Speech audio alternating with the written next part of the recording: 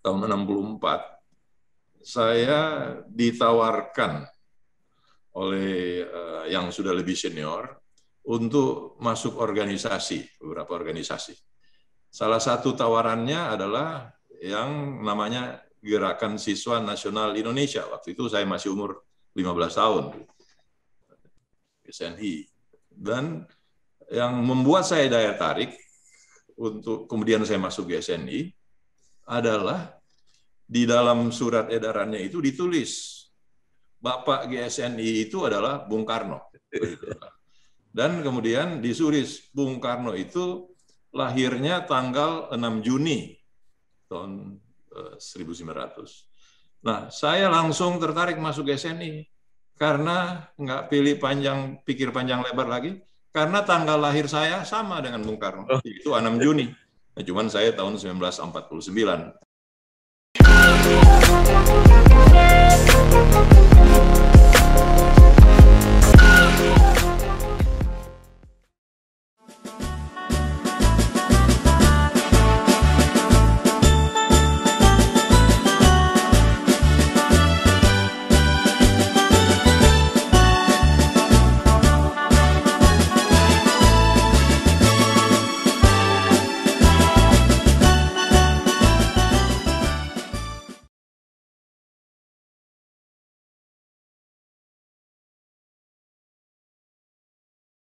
Bersama saya Bambang Sadono di channel Inspirasi untuk Bangsa. Mudah-mudahan kita bisa berdiskusi di channel ini secara jernih, berimbang, dan arif. Dalam bulan kemerdekaan ini, kami mempunyai program khusus mengenang Bapak Bangsa. Kami akan mewawancarai para tokoh untuk memberikan pencerahan mengenai pengabdian dan legasi para Bapak Bangsa tersebut. Pendekatan yang kami gunakan kalau dalam bahasa Jawa adalah mikul dhuwur mendem jero.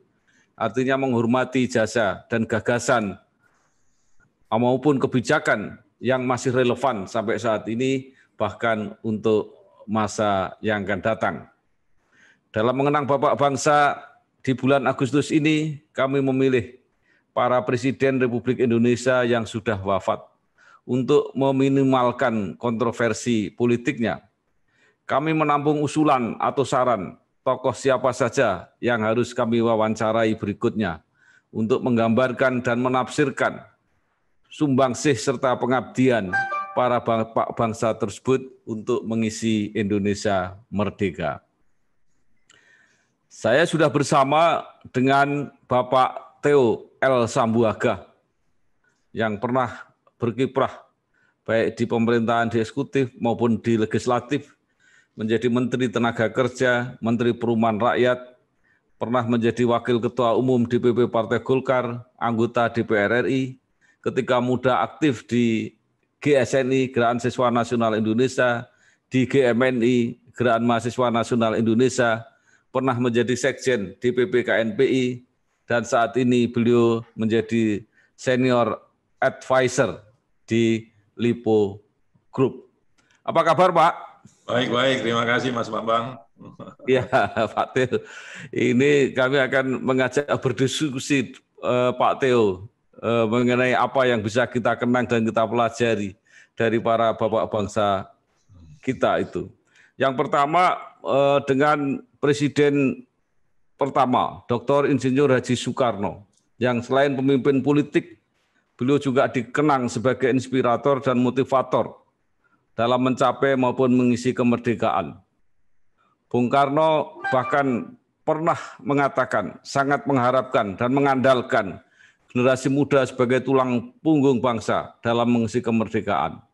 Dalam salah satu kutipan pidatonya yang sangat dikenal, beliau mengatakan bahwa beri saya 10 pemuda, saya akan mengguncang dunia, katanya. Nah, ini Pak Theo kan sempat sejak muda berada di dalam organisasi kepemudaan maupun kemahasiswaan. Apa yang bisa dikenang dari motivasi Bung Karno tersebut? Silakan, Pak. Baik, terima kasih. Saya mengenal Bung Karno itu atau Dr. Insinyur Haji Soekarno, Presiden RI kita yang pertama. Ya saya mengenal beliau secara tidak langsung, gitu. Karena waktu beliau memimpin Indonesia sampai tahun 66, kemudian sampai tahun 70 meninggal, saya masih di SMA sampai tahun 66. Baru tahun 70 saya sudah mahasiswa, sesudah tahun 68 sampai 70. Tetapi saya mengenal mulai dari waktu masih SD di Manado sana. Ya, saya masih umur 9-10 tahun sudah di SD, itu melalui pidato-pidato beliau, pidato-pidato Bung Karno di RRI. Waktu itu belum ada televisi, belum ada radio-radio yang lain, cuma aja RRI. Nah, dan kita, waduh, sangat bersemangat. Kita sangat gembira kalau mendengar, terpaku di radio untuk mendengar. Itu saya kenal pertama. Ya, sebagai anak masih kecil boleh dikatakan. Kemudian beranjak sehingga saya sampai SMP, dan ketika di SMA tahun 64 saya ditawarkan oleh yang sudah lebih senior untuk masuk organisasi, beberapa organisasi. Salah satu tawarannya adalah yang namanya Gerakan Siswa Nasional Indonesia. Waktu itu saya masih umur 15 tahun. SNI. Dan yang membuat saya daya tarik untuk kemudian saya masuk ke SNI adalah di dalam surat edarannya itu ditulis Bapak GSNI itu adalah Bung Karno. Dan kemudian disuris Bung Karno itu lahirnya tanggal 6 Juni tahun 1900. Nah, saya langsung tertarik masuk SNI karena nggak pikir panjang lebar lagi, karena tanggal lahir saya sama dengan Bung Karno, itu 6 Juni. Nah, cuman saya tahun 1949 begitu. Jadi itu langsung disitulah perkenalan saya. Terus lebih kuat lagi saya kecintaan kepada organisasi karena sudah pengalaman dengan dengar pidato Bung Karno. Nah, di situ. Jadi ya, nah kemudian kita belajar dari sejarah karena tadi pertanyaan Mas Bambang tentang bagaimana ya, posisi dan peranan pemuda di dalam kepemimpinan Bung Karno. Nah, pada tahun yang saya belajar dari sejarah, pada waktu Bung Karno di ITB, Institut Teknologi Bandung, waktu itu masih nama Belanda, itu kira-kira tahun 1919 sampai 1924, beliau kelima di ITB, beliau sudah aktif di yang disebut sebagai Algemene Studi Club atau kelompok studi Algemene di situ. Nah, kelompok studi ini di samping membahas soal-soal kemahasiswaan, tetapi sudah mulai juga berbicara tentang kok rakyat Indonesia menderita ini, kok kita hanya segelintir yang bisa masuk di ITB sini, malah teman-temannya kebanyakan orang Belanda. Jadi sudah mulai kerasa oleh para mahasiswa-mahasiswa ini yang dipimpin oleh Bung Karno, betapa tuh rakyat menderita di dalam pemerintahan penjajahan Belanda itu dan dianaktirikan. Ya. Nah, kemudian pada tahun 26 kita kenal dalam sejarah 4 Juli 1906, Bung Karno mendirikan Partai Nasional Indonesia. Ya, dengan teman-temannya yang kebanyakan muda usia seperti beliau, yaitu berarti tahun 27 beliau baru tahun 27 itu baru umur 27 tahun.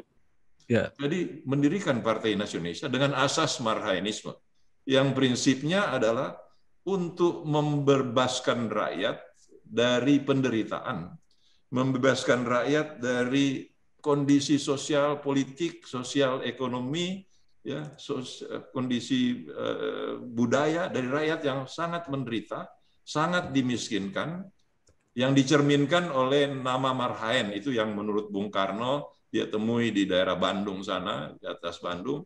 Oleh karena itu ideologinya dinamakan Marhainisme. Nah, untuk itu perjuangannya harus Indonesia merdeka, harus membebaskan diri dari penjajahan.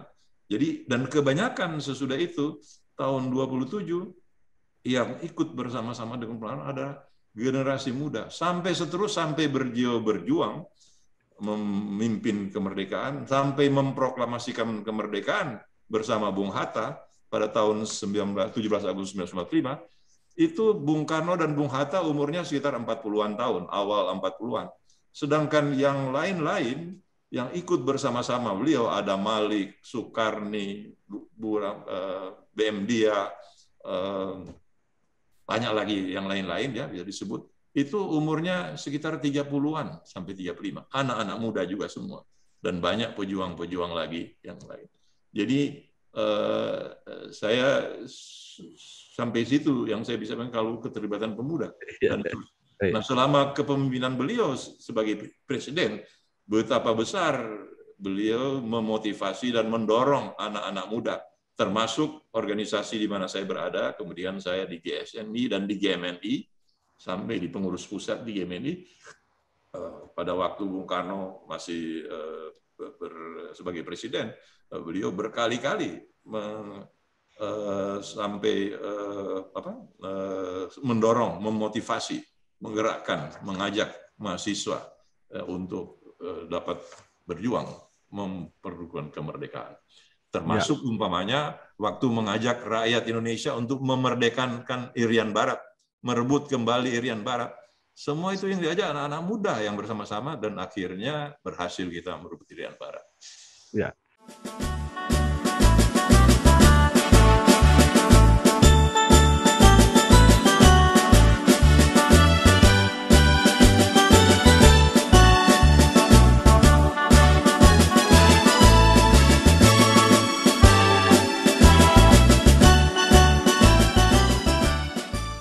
Iya Pak Theo.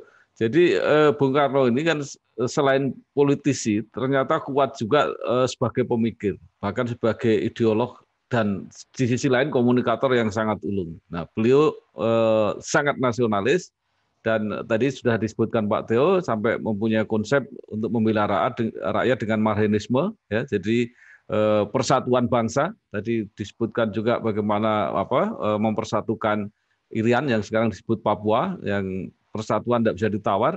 Nah, pertanyaan saya, apakah apa yang disampaikan, gagasan-gagasan, konsep-konsep Bung Karno ini masih relevan sampai saat ini?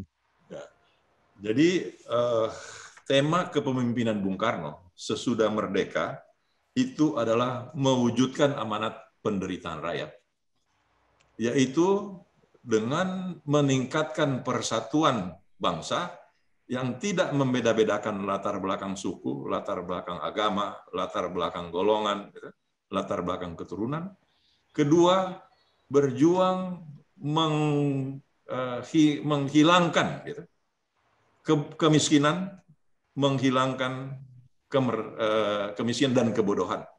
Nah, ini yang tema.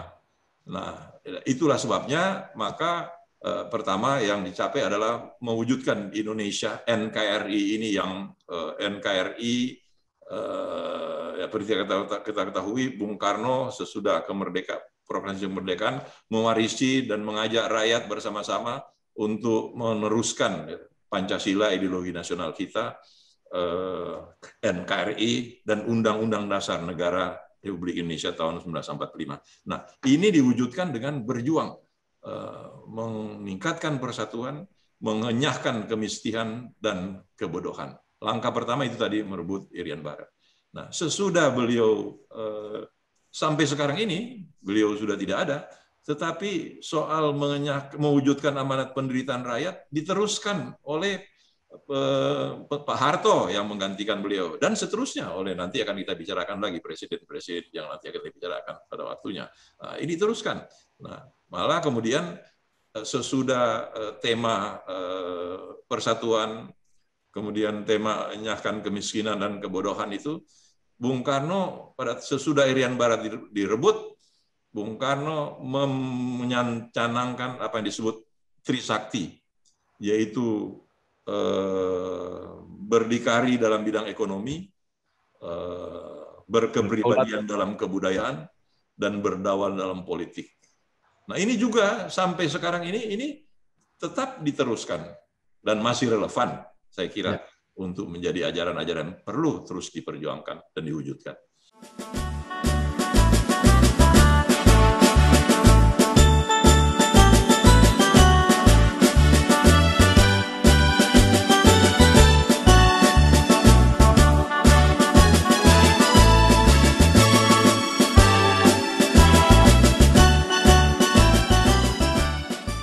Ya, Pak Theo, setelah Bung Karno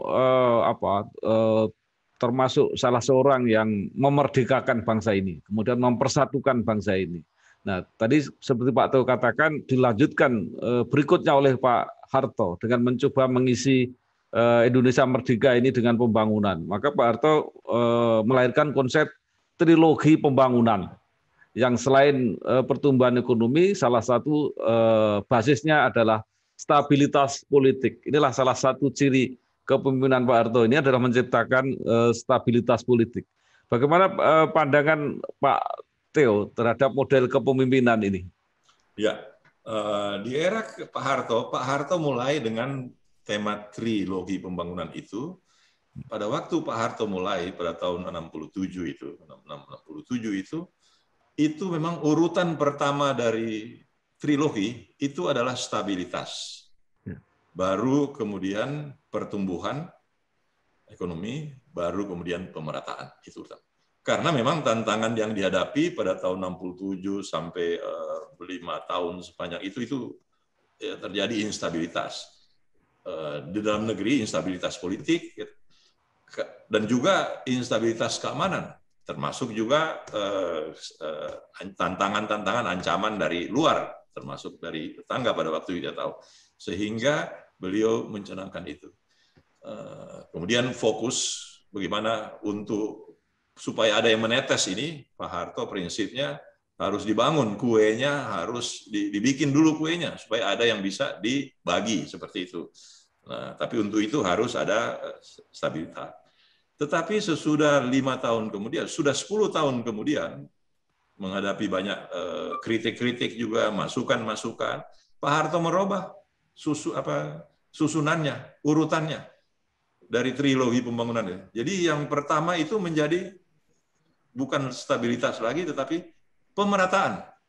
Jadi pemerataan, kemudian pertumbuhan, dan kemudian stabilitas di belakang. Konsepnya menjadi bahwa ya pemerataan dibangun dulu rumahnya, dibikin rumahnya yang sudah diatur alokasi-alokasinya, sehingga waktu bertumbuh itu langsung mekanismenya terhadap pemerataan. Nah, seperti itu. Jadi, saya kira unsur atau trilogi pembangunan juga ini dalam banyak hal juga banyak dilaksanakan sampai sekarang dan masih relevan. Dan dalam banyak hal meskipun tidak disebut sebagai trilogi pembangunan, tetapi pembangunan ekonomi yang dilaksanakan sekarang ini ya memang bertujuan untuk mewujudkan keadilan sosial. Nah, ini juga dilaksanakan seperti itu.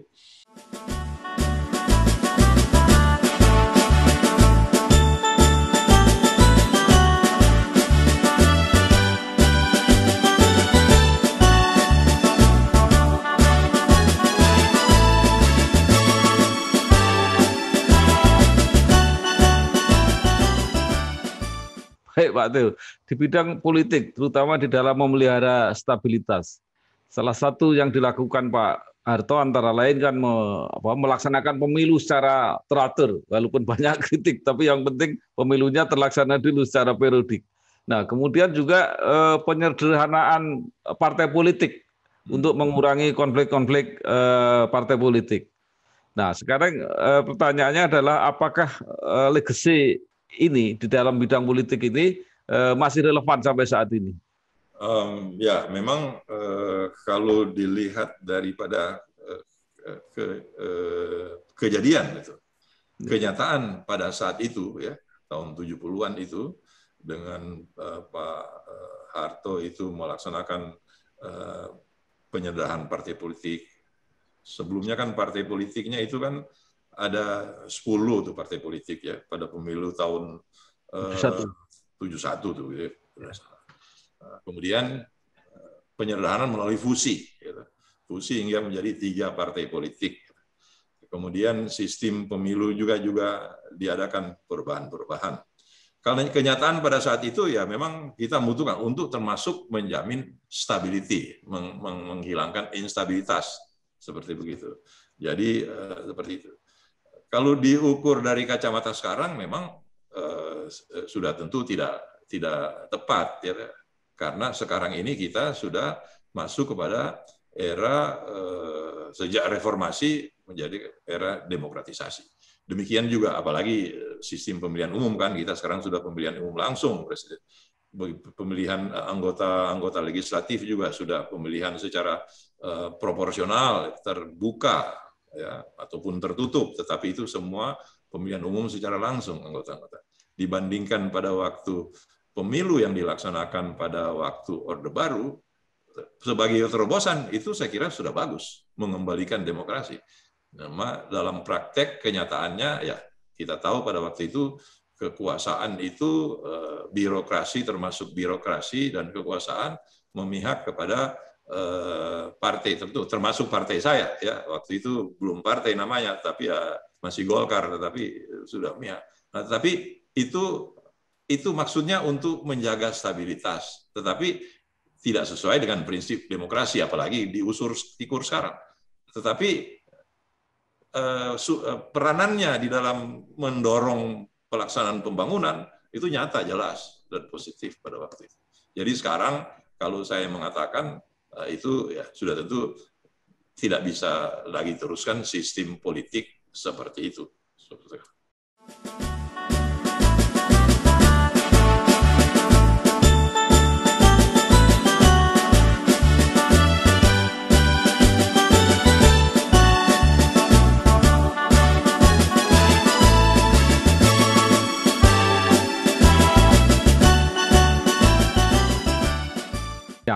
Baik, Pak Theo, kemudian kan sistem politik ya, praktik demokrasi itu kan seperti dikoreksi oleh presiden berikutnya, oleh Pak B.J. Habibie. Ya.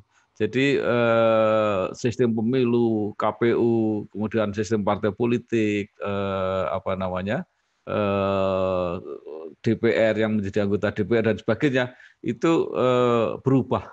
Nah, sehingga Pak Habibie pernah dijuluki sebagai tokoh reformis yang demokratis, ya. Bahkan sampai akhirnya beliau sendiri menjadi korban demokrasi itu, tidak terpilih tidak diterima pertanggungjawabannya, dan akhirnya malah tidak bersedia dicalonkan. Ini juga kultur demokrasi yang luar biasa yang diberikan contoh oleh Pak Habibie. Bagaimana menurut Pak Theo? Ya, jadi ini beralihan dari Pak Harto ke Pak Habibie. Kita sudah tahu semua, tadi sudah disinggung. Saya kalau dengan Bung Karno saya tidak mengenal secara langsung. Kalau dengan Pak Harto saya mengenal. Ya, malah saya pernah diangkat menjadi menteri, yaitu dari Menteri Tenaga Kerja pada Kabinet Pembangunan 7, yaitu Kabinet Pembangunan Pak Harto, Presiden yang terakhir. Gitu, ya. Nah, jadi upaya-upaya dalam pembangunan perekonomian dengan prinsip trilogi pembangunan tadi, dengan melaksanakan stabilitas, itu sungguh-sungguh. Niatnya sangat sungguh-sungguh, dan memang mewujudkan amat penderitaan rakyat. Gitu. Begitu juga landasan ideologisnya, tetap berlandaskan kepada Pancasila dan kemudian NKRI. Kemudian kebelakangan, kemudian terjadi, ya itu semua karena terjadi kekurangan-kekurangan, ya, permasalahan-permasalahan di bidang ekonomi, ya, termasuk juga di bidang politik, ya tadi karena kecenderungan semakin cenderung tidak demokratis, apalagi ditanda dengan krisis, ya, krisis yang dimulai dengan krisis moneter, kemudian menjadi krisis multidimensi, yaitu pada akhir 97 sampai akhir sampai 98, sampai seterusnya ya, sampai 98, 99 juga terjadi. Nah, disitulah terjadi pergantian kekuasaan. Kita mengetahui semua, ya Pak Harto itu jadi pada tahun 98 tanggal 20 Mei itu Pak Harto mundur itu. Mundur, jadi dari sesudah mendapat desakan-desakan ya dari berbagai pihak, termasuk dari mahasiswa, termasuk dari DPR, MPR pada waktu itu, Tetapi Pak Harto mundur dan menyerahkan secara damai kekuasaannya. Jadi Pak Harto tidak memilih untuk bertahan dengan segala kemampuan yang masih ada, tapi mundur sesuai dengan aspirasi rakyat pada waktu itu. Nah, digantikan oleh Pak Habibie. Pak Habibie datang, gitu. Sebelumnya Pak Habibie sudah wakil presiden di bawah Pak Harto. Pak Habibie datang, yang tadi ditanyakan itu memang Pak Habibie masuk dengan pertama-tama mencanangkan reformasi. Sebenarnya reformasi dimulai dengan Pak Habibie. Reformasi secara konstitusional baru mulai pada waktu tahun 99 ya di sidang MPR.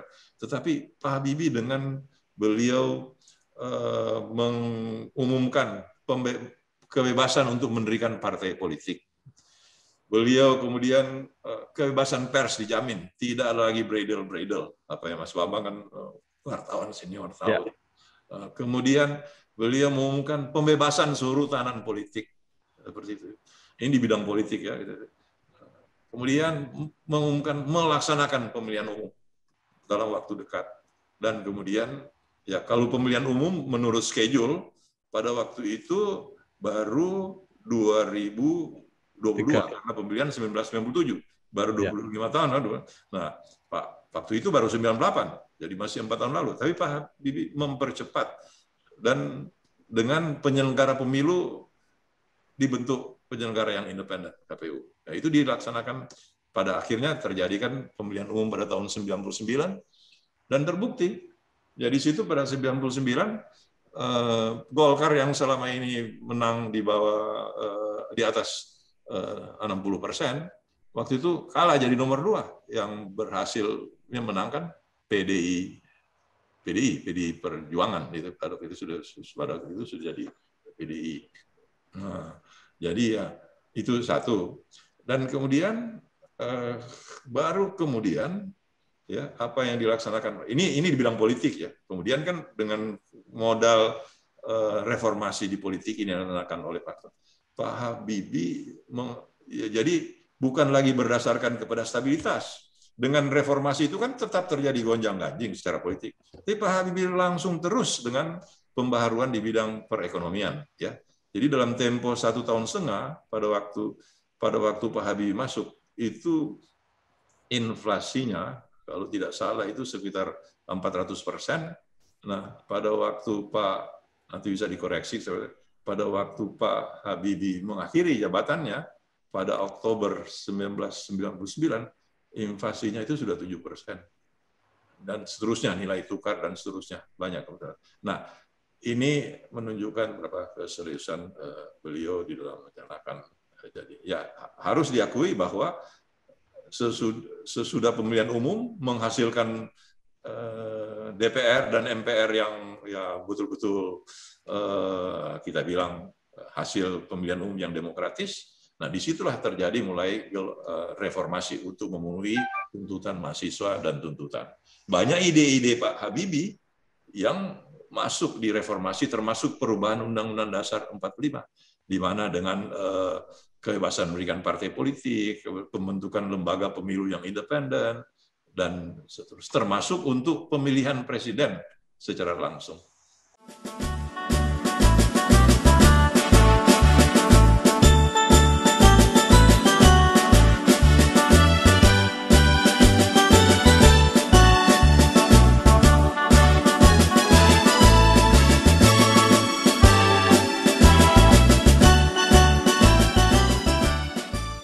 Ya, Pak Theo, apakah misalnya tadi pemulihan ekonomi ya, inflasi yang 400% jadi 7%, itu kepercayaan pasar dan sebagainya, itu apa ada kaitannya dengan kebijakan Presiden Habibie pada waktu itu untuk mendorong revisi undang-undang, banyak sekali undang-undang yang direvisi secara reformis sehingga jauh lebih menjadi demokratis. Antara lain misalnya undang-undang tentang pemerintah daerah, misalnya tentang pokok-pokok kehakiman, tentang perimbangan keuangan daerah, kemudian ada undang-undang HAM, ada undang-undang termasuk PES dan sebagainya. Apakah itu yang kemudian juga berdampak kepada pemulihan ekonomi itu? Betul, betul. Itu undang-undang di bidang perekonomian itu banyak terjadi perubahan-perubahan yang arahnya kepada mendorong pertumbuhan ekonomi, mendorong keterbukaan supaya ada partisipasi secara luas dari dunia swasta pada waktu itu, dan kemudian jangan lupa Presiden Habibie juga yang memisahkan ya antara BI. Jadi BI tidak, Bank Indonesia tidak lagi di bawah pemerintah, BI Indonesia menjadi independen tersendiri. Itu juga salah satu hal yang sangat penting. Kemudian terjadi di bidang soal tadi itu undang-undang pembagian keuangan ya, susunan pembagian keuangan, susunan pemerintahan daerah itu sangat mempengaruhi usaha-usaha di dalam melancarkan pembangunan ekonomi pada waktu itu.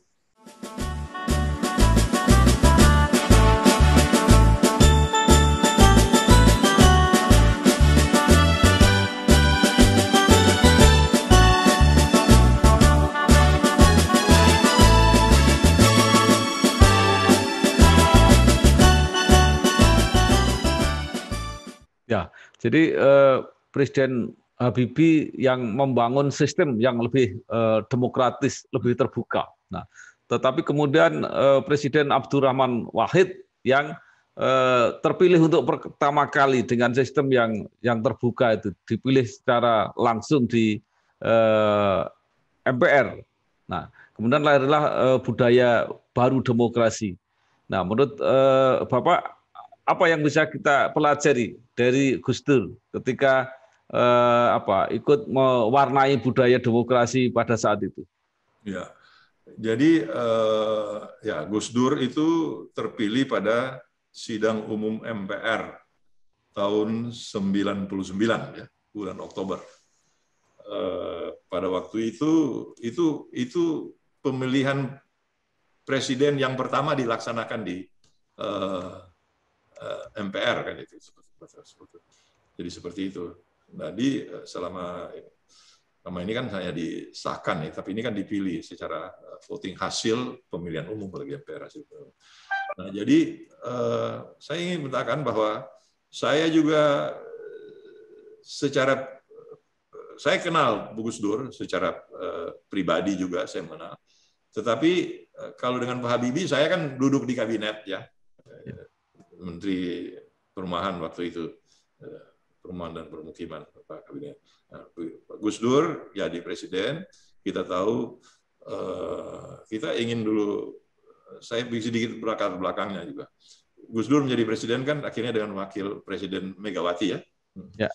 Pada waktu situasi yang ada pada waktu itu, Pak Habibie gitu, waktu itu sudah ditolak bertanggung jawab.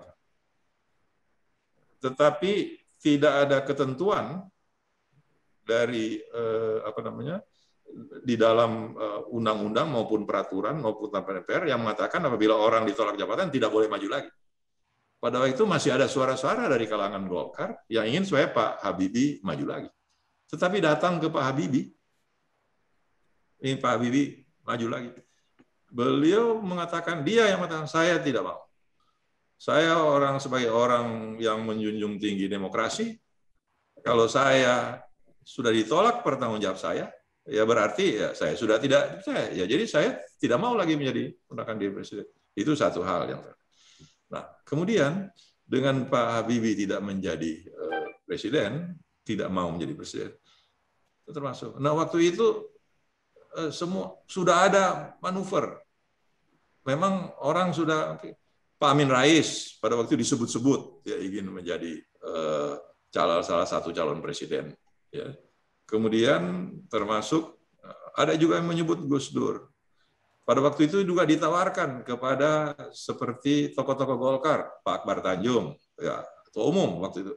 Pak Akbar bilang, bukan saya. No, gitu. Kemudian ada beberapa tempat yang saya. Pada waktu itu akhirnya ditanya, Amin Rais juga ditawarkan.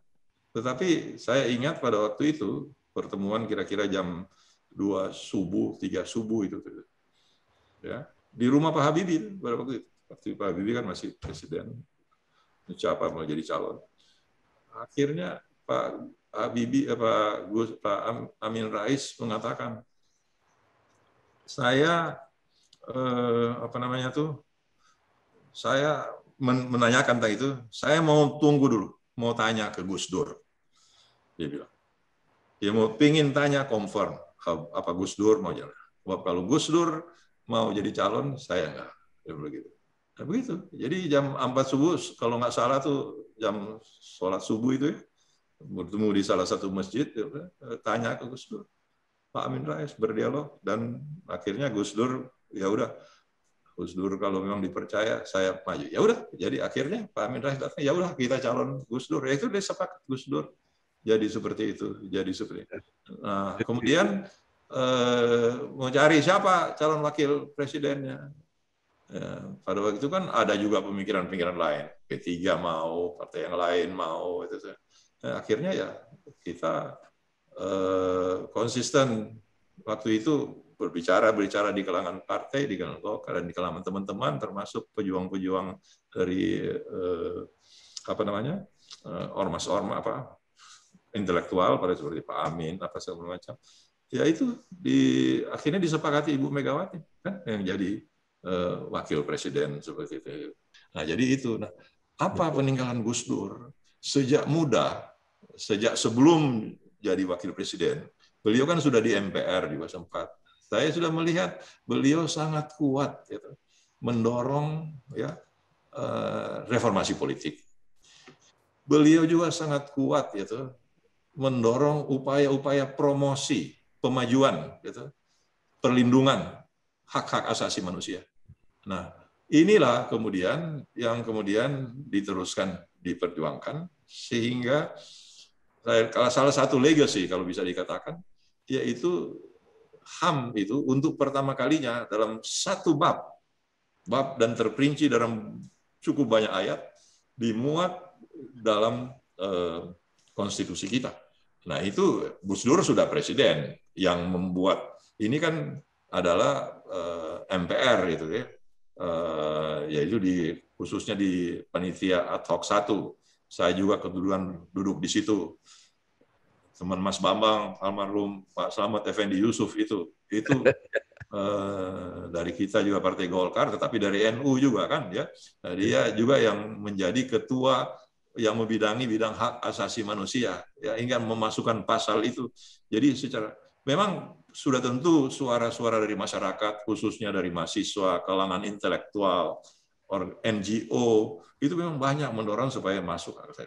Tetapi Gus Dur yang di dalam kepemimpinannya sebelum presiden, waktu masih ketua NU, sampai menjadi presiden sangat kuat, sangat vokal menyuarakan hak asasi manusia, itu peranannya sangat besar sehingga melahirkan itu lahir di Undang-Undang Dasar Negara Republik Indonesia tahun 1945.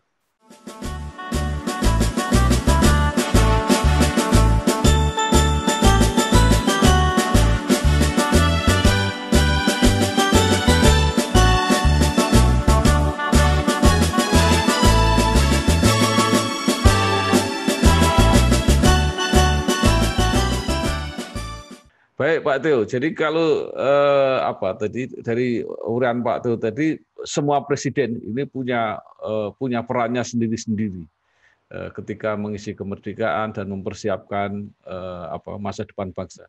Mungkin bisa disimpulkan gitu Pak Teo, apa yang bisa kita pelajari dari semua presiden ini? Jadi dengan mengatakan seperti yang kita uraikan di atas, kita tidak menutup mata kepada kesalahan-kesalahan, kekeliruan-kekeliruan yang terjadi ya di dalam masa kepemimpinan Presiden Soekarno, Presiden Soeharto, Presiden Habibie, dan Presiden Gus Dur ya, yang sudah lebih dulu mendahului kita ya.